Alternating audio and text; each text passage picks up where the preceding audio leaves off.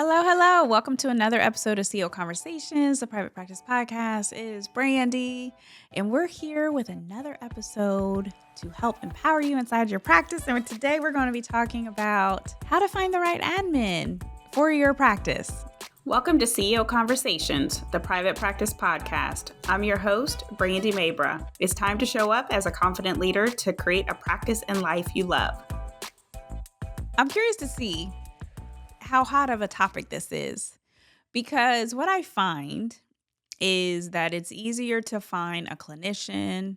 I know the job market, and I say that lightly because I know the job market right now is requiring a true hiring strategy. Gone are the days where you could post something on Indeed and for the floodgates to open. And even though there's some positions that are like that, depending on your region and different things, but you got to sometimes put in some work, right, when it comes to hiring. And so with the admin conversation, it's always interesting because people will either have the best admin or they will go through them like hotcakes. I don't even know, like they just go through a lot of them, right? And so it is a challenging position to hire for. I'll say for some. In others, it seems like it's more easy. So for me, from my experience, I've hired hundreds of team members, have managed 100 plus staff, and a lot of that has been with admin, clinicians, the whole gamut of providers. It just depends. Like it depends all on the interview process too. So from the admins that I've hired, it's always comes down to what does that practice require and what does the position require, right? And so, for example, there was a client conversation she's in process of hiring an admin, and we were going through like who's going to be the best fit. There are two types of people that you can hire: one who has healthcare experience and one who does not have healthcare experience. And there's a reason to hire one over the other and the timing. So when it comes to admins, if you are not in a position to train up somebody in the healthcare industry, AKA let me explain to you what HIPAA is, or AKA let me explain to you how to ask for an outstanding balance or a copay, or why a patient owes a copay, or why a patient has an outstanding balance, and teaching some of the nuances of healthcare, then I would suggest for you to hire a admin who has a better healthcare experience and skill set, because you don't have to necessarily go so much in the weeds. There are times I think about when I've hired someone who did not have any kind of healthcare experience, but had really good relationship experience. So for example, I've hired admins from Chick-fil-A. I've hired admins from Enterprise Rental Car. And the reason why is because of their customer service training. When we think about Chick-fil-A, it's my pleasure. I don't know if you have a Chick-fil-A in your area, but that's what they say. It's my pleasure. Everything is my pleasure. It's my pleasure. It's my pleasure. And even me, I'm always sometimes like, it's my pleasure. So with that admin, the one I hired from Chick-fil-A, guess what? I'm putting her at the front desk and everything is very customer service. Hello, how are you today? Oh, it's my pleasure. Like all of that transposed into this position. However, they don't know healthcare. They don't know HIPAA, what I just talked about, billing, all of that. But I had a really strong front desk lead and a strong admin lead who could train up that person. So that was not on me to train. So if you were in the position where you're like, I don't have time to train, I need someone who can get up and going fast, then I'm not going to suggest for you to hire somebody from Chick-fil-A or from Enterprise, because you don't have the time to pour into them the amount of work that it will take for you to get them up and going. That if that's not your situation, then hire somebody who has a better skill set. The other thing is, a lot of times where I see mistakes is people don't pay enough and they want like a high dollar expertise and skill set, but they pay pennies. And when you think about this person, if you're not willing to pay, then you have to think about the caliber of person who's going to apply. Usually it might be someone who is newer in the job market, who has no experience whatsoever, and maybe won't take the job as seriously. You might be putting that person in the position where they now have to work multiple jobs, which means that now you're trying to play the strategy of, can you work today? Or are you tired from your other job? Or how are you showing up today? Because you had to also work at your other job. You came from your other job to here. It's important for you to understand what is going to go into that position, what's going to go into the job description, what do you need from that person. And there it goes back to the three areas: skill set, culture fit, and strengths. So when you're thinking about that admin position, what's the skill set that you need? What's the culture fit that you've developed in your practice? And what are the strengths of that position? One of the strengths for when it comes to admin is relationship building. I had the best, I mean, it was the best admin, and she knew her job was to collect the money. She called herself the money lady. Imagine having somebody at your office called the money lady.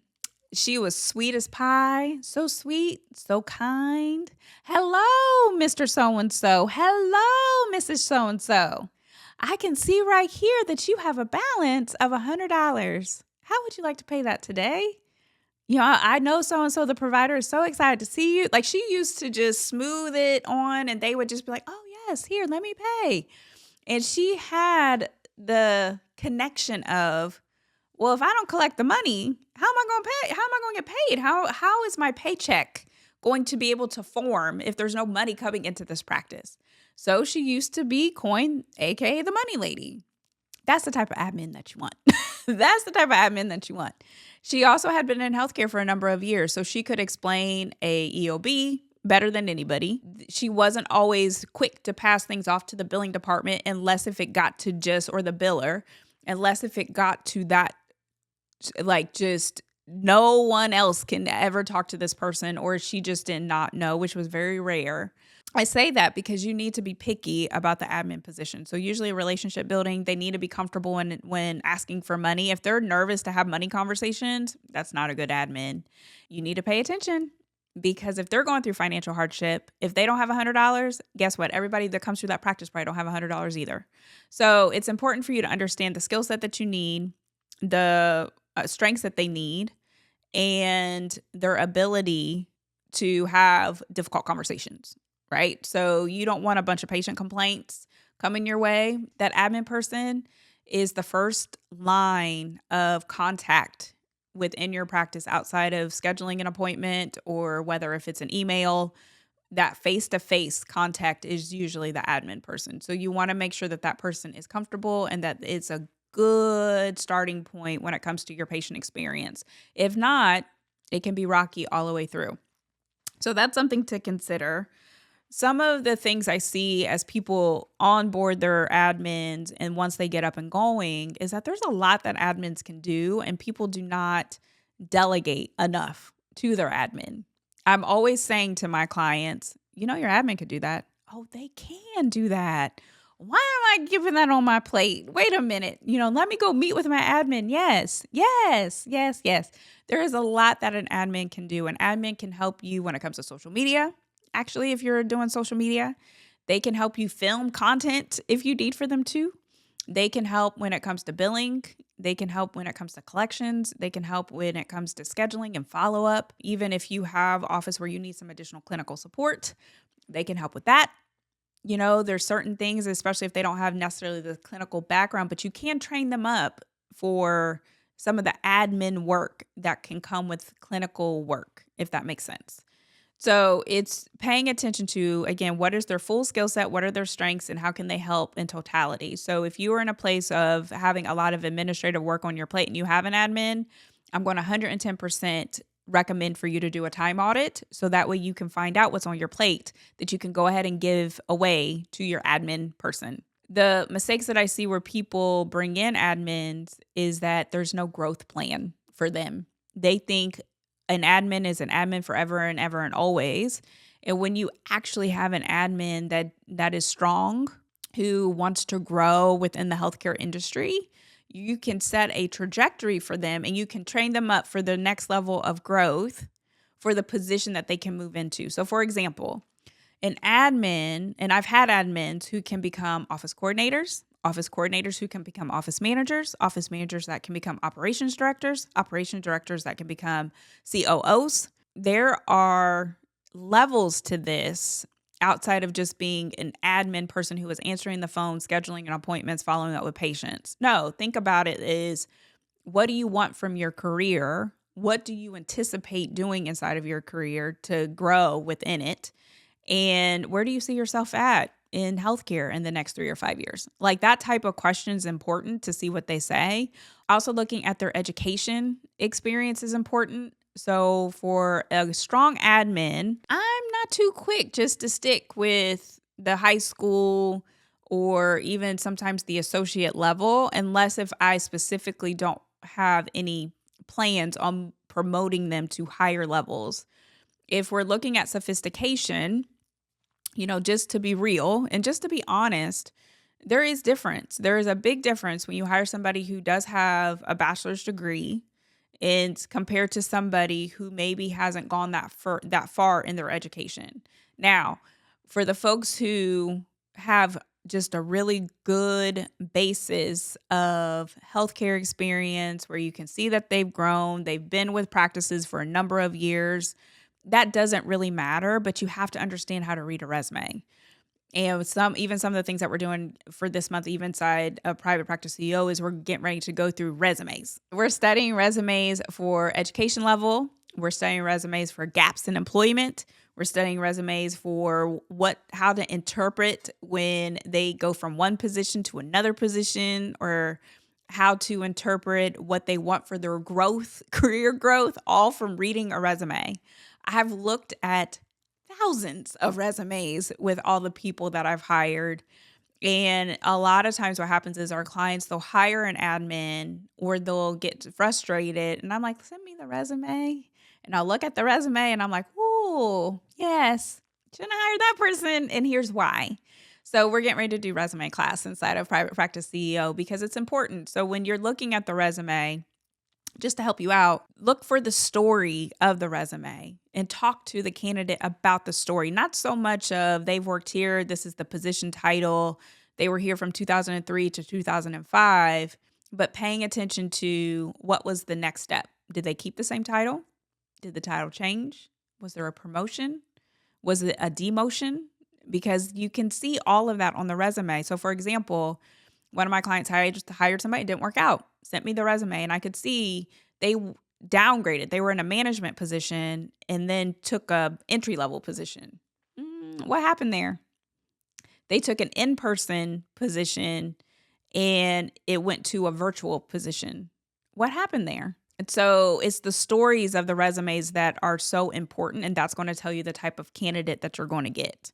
If you aren't paying attention to the details, you're going to get what you're going to get. Or thinking about admins, don't be so quick to hire.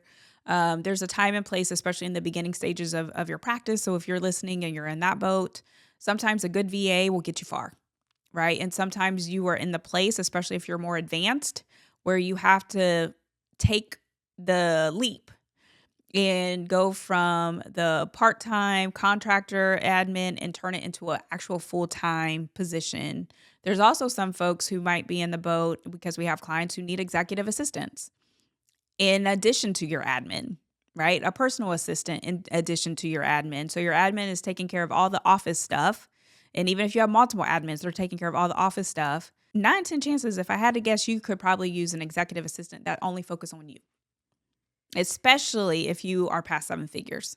So having somebody whose only job is to pay attention to your schedule, help you hold your boundaries, be a filter for your team, partner up with your practice manager, office manager, whatever that looks like, having somebody who is available if you need for them to run errands, all of that is helpful when you start thinking about admin. So in this conversation, we are talking specifically about admins who are helping with the practice, but I do want to throw and plant that seed where you can have an EA, so an executive assistant or even a personal assistant, to help you with your life and how you show up in the practice as a leader.